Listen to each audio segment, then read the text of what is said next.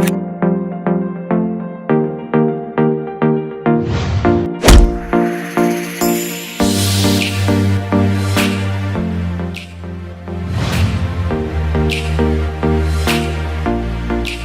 ยดีวันนี้ข้าพเจ้ากำมันเว้าเรื่องเกี่ยวกับคลิปเกี่ยวกับความเป็นสถาปนิกเนาะพวกแบบหัวข้อสถาปนิกแม่นไพ่ในวงการออกแบบคนส่วนใหญ่ทุกคนก็รู้แล้วว่าต้องการวางพังคิดเขียนลงในแผ่นเจียเพื่อให้บรรลุโครงการหรือว่าความฝันของไพ่ของมันเนาะซึ่งเขาก็ต้องใช้ผู้ออกแบบหรือว่าสถาปนิกประสานเฮ็ดเวียกนำเจ้าของโครงการเพื่อสร้างฝันสร้างเป้าหมายหรือสร้างโครงการให้ไปสู่ความเป็นจริงได้เนาะก็คือการออกแบบนั่นเองในที่ผ่านมาผู้ออกแบบหรือสถาปนิกนั้นอยู่ในวงการการก่อสร้างนับมีความสำคัญหลายขึ้นเนาะคือท่านรู้เลยว่าโครงการใหญ่ๆเขาต้องใช้นักออกแบบที่ค่อนข้างมีคุณภาพเฮ็ดเพื่อให้มัน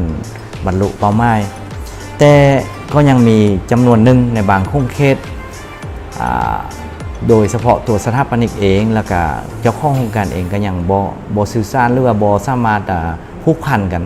ประสานงานกันเป็นผู้ร่วมงานกันเข้าใจได้ลึกเกี่ยวกับความเป็นสถาปนิกแท้ๆเพราะฉะนั้นคลิปนี้ข้าพเจ้าเลยว่ามาเว้าเรื่องสถาปนิกแม่นไพ่ก็เพื่อมาตอบโจทย์อันที่ว่าบางโครงเขตได้เบิ่งสถาปนิกเป็นเพียงแต่3อย่างคือบางท่านอาจจะฮู้เนาะอันที่1แม่นจ้างสถาปนิกออกแบบตามความมักของเจ้าของโครงการเลยไม่ครับเป็นผู้คิดแบบเป็นผู้เขียนแบบให้ข้าเจ้าซื่อๆเพราะว่าข้าเจ้าบ่ฮู้จะคิดจะเขียนเอาได้จะลงไปในกระดาษเจียนเอาได้ข้าเจ้าเลยว่าได้จ้างผู้ออกแบบที่ได้เรียนมาคิดให้ข้าเจ้าเนาะแต่ตามความมักของเจ้าของเฮือนก็คือทุกเฮือนตามใจผู้อยู่เนาะแล้วก็อันที่2นี่ก็ยักถูกต้องทางด้านการกฎหมายเด้ข้าเจ้าเลยว่าได้เพิ่งสถาปนิกจำกาออกแบบให้เพื่อข้ออนุญาตปลูกสร้างแล้วก็อีกอันนึงท่านเป็นอันที่3มันยังให้สถาปนิกท่านคิดไล่เพื่อเบิ่งงบประมาณข้าเจ้าว่าพอบ่ตามแบบของข้าเจ้าที่สั่งเฮ็ดท่านเนาะแล้วรวมไปถึงการวิ่งเต้นการแลนเอาทุนหอนทางด้านสถาบันการเงินหรือว่าธนาคารต่างๆเนาะนี่เป็นเพียง3ปัจจัยหรือว่า3มุมมองของเจ้าของโครงการที่เห็นความสำคัญของสถาปนิกเนาะวันนี้ตามทัศนะของข้าพเจ้าแล้วสถาปนิกนี่แม่นกลุ่มคนหนึ่งที่ว่าได้เรียนมาและก็คันถ้าจะส้มเทียบเนาะข้าพเจ้าให้เบิ่งสถาปนิกเป็นแบบเป็นพวกกลุ่มศิลปินเช่นถ้าเทียบไปในวงการของการบันเทิงนักร้องนี่มันจะมีศิลปินป๊อปร็อกบ่ศิลปินโอเปร่าบ่นักร้องโอเปร่าบ่หรือว่าจะเป็นพวกนักร้องเพลงสตริงหรือว่าจะเป็นนักร้องลาซาลูกทุ่งเนาะซึ่งความมักของไพ่ของมันดังนั้นสถาปนิกเองจะเป็นแบบนั้นแหละถ้าพวกท่านนั้นผู้ฟังก็คือข้าเจ้าจะมีพรสวรรค์ความเก่งไปแบบของไพ่ของมันดังนั้นอยู่ในวงการการออกแบบนี้มันจะมีหลายคนที่ออกแบบได้หลายแบบที่ต่างกันและแต่ละคนจะมีศักยภาพและมีความพร้อมความถนัดอันเฉพาะของไพ่ของมันเนาะเพราะฉะนั้นการเลือกการจับคู่ยักข้อให้เจ้าของโครงการนี้ช่วยพิจารณาผลงานและกับประสบการณ์ของสถาปนิกแต่ละคนให้มันแตกต่างกันเพื่อท่านจะได้จับคู่ที่ถูกต้องเนาะโยงความมันต้องการของท่านให้ทึกกับคนที่ท่านจะมาสมใจก็คือเป็นผู้ร่วมงานหรือว่าเป็นผู้ช่วยท่านได้นั้นเนาะเพราะฉะนั้นบทบาทของข้าเจ้าในขณะนี้ถ้าทานเลือกได้ทุกคนแล้วข้าเจ้าบทเมนเพียงแต่สร้างบทบาทคือเมื่อกี้เขาเว้ามาคือเป็นการคิดแบบการจำกาต่างๆเนาะสถาปนิกพวกนี้ข้าเจ้าจะช่วยทานคือแก้ปัญหาแก้ความข้องใจซึ่งข้าพเจ้าเคยอยู่ในวงการก่อสร้างมาเคยเป็นเจ้าของโครงการแล้วก็เคยเป็นผู้ออกแบบจะฮู้แล้วว่าความหงุดหงิด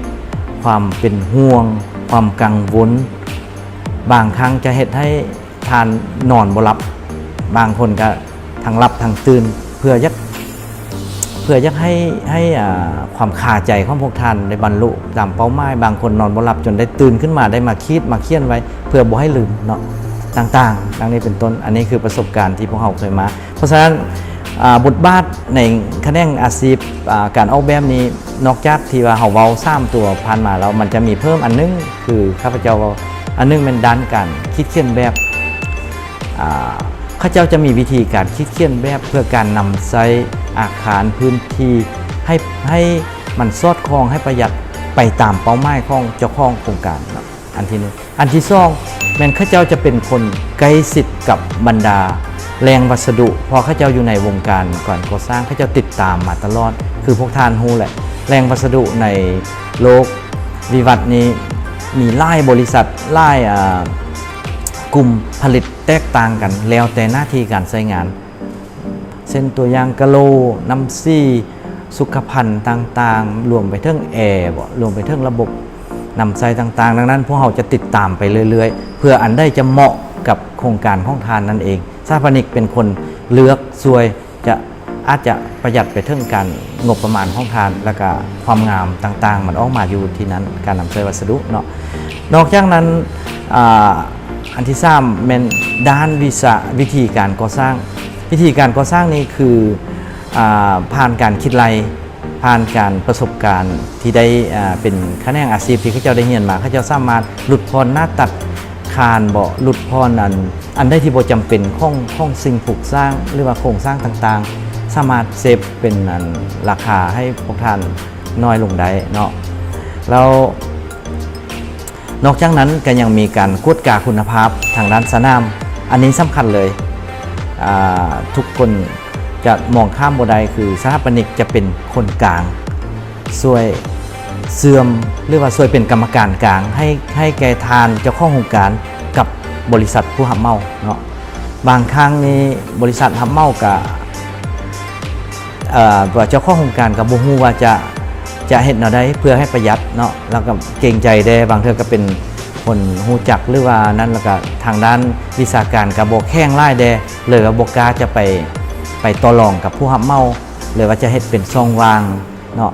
ทุกช่องว่างเหล่านี้มันล้วนแล้วแต่ต้องถึงงบประมาณเพราะฉะนั้นทานต้องใช้สถาปนิกเป็นตัวกลางเพื่อเป็นการช่วยในการประหยัดงบตัวนี้อาจจะมีผลดีหลายบ่ว่าแต่งบประมาณบ่ว่าแต่เวลาแล้วก็บ่ว่าแต่คุณภาพของเวียกออกมามันจะได้ผลหลายกันถ้าทานใช้สถาปนิกที่ถูกต้องตามเป้าหมายของทานเนาะอันนี้เป็นโครงการทั่วไปแต่มันมีโครงการใหญ่เช่นว่าบรรดาโครงการเฮ็ดโรงแรม4 ดาว 5 ดาวนั้นสถาปนิกนี้บ่สามารถเฮ็ดได้ครบทุกอย่างใดก็ย้อนว่าเขาเจ้าก็มีจรรยาบรรณของแขนงอาชีพการของเขาเจ้าเองเช่นว่าเขาเจ้าได้ใส่แขนงเฉพาะอีกเช่นคือนักออกแบบตกแต่งภายในเนาะนักวิศวกรเกี่ยวกับงานระบบคือระบบน้ำระบบแอร์ระบบน้ำเสียต่างๆมันต้องใช้วิศวกรคำนวณโครงสร้างต่างๆแล้วก็นักออกแบบส่วนจัดแต่งสีเขียวหรือว่าความงามห้องนอกบ้านห้องส่วนเนาะแล้วนอกจากนั้นยังมีกลุ่มหนึ่งก็คือว่าวิศวกรแสงสว่างเกี่ยวกับไฟการวางไฟการนำใช้แสงสว่างเราได้ให้มันงามได้และก็ลงลึกไปบางนั้นก็มีวิศวกรเรื่อง IT ระบบอินเทอร์เน็ตระบบโทรศัพท์โทรทัศน์ต่างๆนอกนั้นยังมีวิศวกรเฉพาะเกี่ยวกับเรื่องการป้องกันอัคคีภัยอีกเนาะแล้วก็มีอีกกลุ่มหนึ่งที่ว่าพ้นเด่นขึ้นมาในสมัยนี้ยุคโลฮอนี่แมนการประหยัดพลังงานอันนี้ก็ต้องใช้วิศวกรเฉพาะเพราะฉะนั้นสถาปนิกเป็นคนกลางที่ได้สัมผัสกับบรรดาโครงการใหญ่ๆที่เข้าใจเรื่องตัวนี้ฉะนั้นถ้าเราจะเว้าไปในโครงการน้อยคือบ้านส่วนตัวบ่หรือว่าเป็นโครงการน้อยลงสถาปนิกจะเข้าใจหลายด้านนี้และจะสามารถซอยทานได้แก้ไขปัญหานี้เพื่อเฉพาะหน้าของทานจะบ่มีสิ่งต่างๆที่ ที่มากระทบกับโครงการบ้านในฝันของทานนั่นเองเนาะเพราะฉะนั้นเพื่อให้สังคมเฮาทุกมือนี้ได้มีความกระจ่างแจ้งเกี่ยวกับการหับฮู้ภาระหน้าที่และบทบาทอาชีพทางด้านสถาปนิกนี้ข้าพเจ้ามือนี้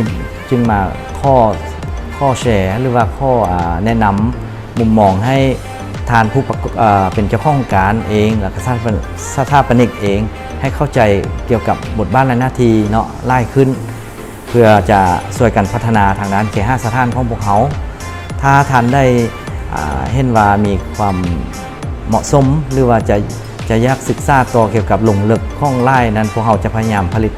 คลิปต่างๆที่รายละเอียดไล่กว่านี้ในครั้งต่อไปกรุณาช่วยกด subscribe กดไลค์กดแชร์ให้แก่พวกเขาเนาะขอบใจ